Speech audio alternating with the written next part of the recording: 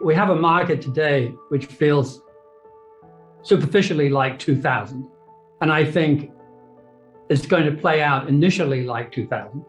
And then, unfortunately, is going to phase, as he suggests, into the 70s, where the deflationary effects on the economy and the stock market will result in a world rather like the 70s, where all assets are simply much lower priced than they are today. A word on inflation too. I completely agree with Ray on short-term problems, which I would summarize as monetary and general Federal Reserve overstimulus for 30, 35 years, the war and COVID, all of those three influences guaranteeing that we have a relatively intractable problem in the short to intermediate term. What worries me is the longer term arguments for inflation, which is one, we are running out of people. In China, where the 500 million extra farmers precipitated globalization, they have now had diminishing cohorts of 20-year-olds for 20 years. And they are guaranteed, since they're alive now, we know the baby cohorts are dropping like a stone. They are simply going to have a shortage of labor, as is the developed world together. That is not a trivial block, the developed world plus China. All of them will be squeezed for labor. After the bubonic plague, they had a 100-year honeymoon period in which wages went up so much it wasn't reached for another several hundred years in the Industrial Revolution.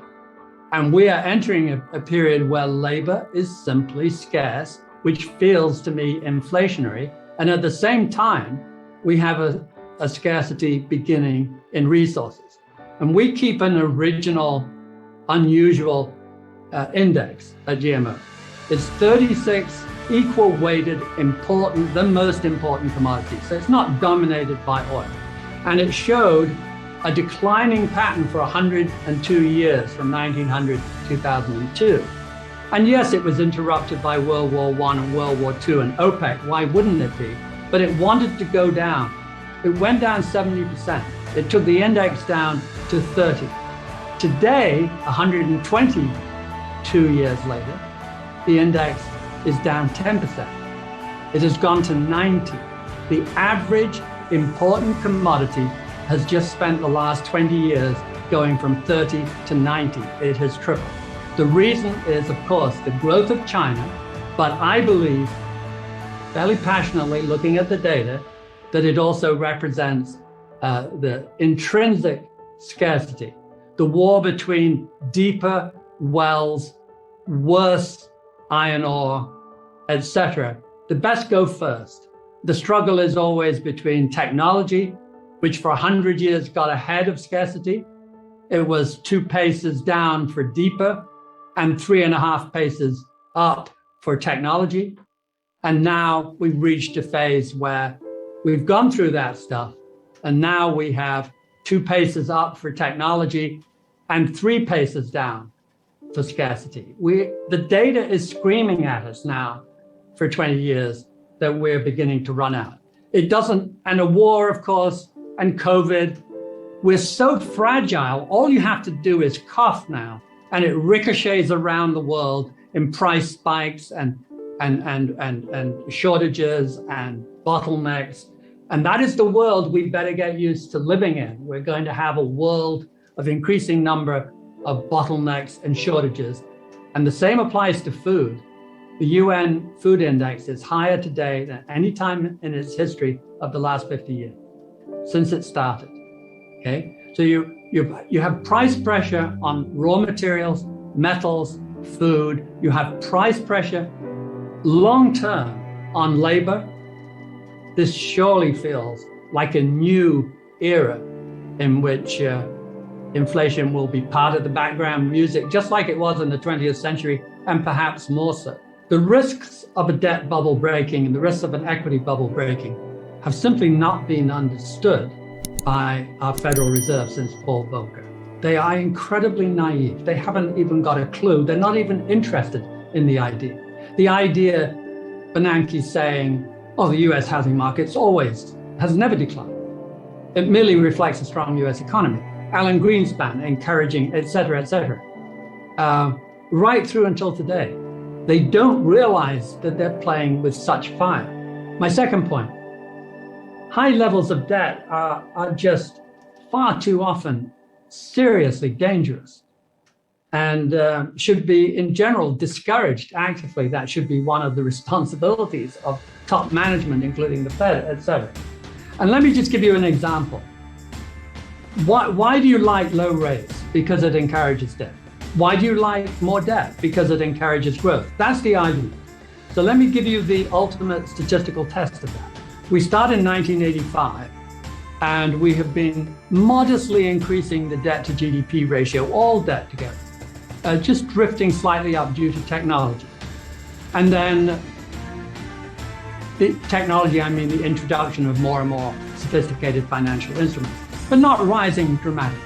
And then in 85, it tilts to a 45-degree angle and shoots across any page and goes from about 1.1 times GDP to well over 3. So in that little window of 35 years, we triple the debt to GDP ratio. It's a big chunk of time. It's the biggest, most important economy on the planet, a pretty good test. So what happens to growth? It inflects downwards. And from 85, we grow more slowly. Grant you, there are many other factors at work. It's a complicated picture. But there is little room in that equation for the idea that more debt creates more growth. It is not proven in the data. It is held to be the case. It is an assumption like most of modern economics, but it is not proven by the data.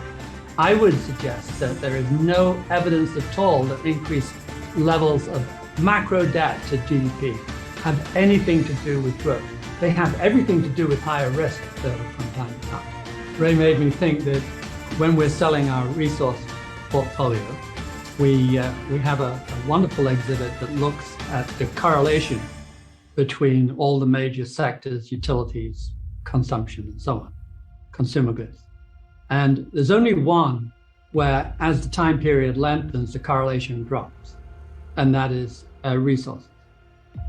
And resources drops to such good effect that based on the last 80 years of data, every rolling 10-year period, that the 10-year correlation is negative. So if you believe in inflation, you know that resources do very well. You also know that in the long run, it's strongly negative. It's negatively correlated, modestly, with the rest of the portfolio. As we're seeing today, when they do well, it puts a burden on the rest of the economy and they do bad. So there is a very strong case here for a resource portfolio. On resources, just a point that the last time we had a super bubble in commodities, there were very large new mines waiting to come online. What has happened since the 2011 crunch, when China slowed down in its heavy industrializing, and the growth rate for iron ore and coal dropped from double digit to zero, dead flat for 3 years in a row, breaking the back of the resource industry. They have not done any capex. It takes 5 to 15 years to bring on a mine. They have not been doing this. There are no great reserves of lithium, cobalt, copper, nickel, even iron ore to come online this time, and everybody knows it. If you look at the need for these, particularly green metals, greening metals, it doesn't compute. There are no backup resources.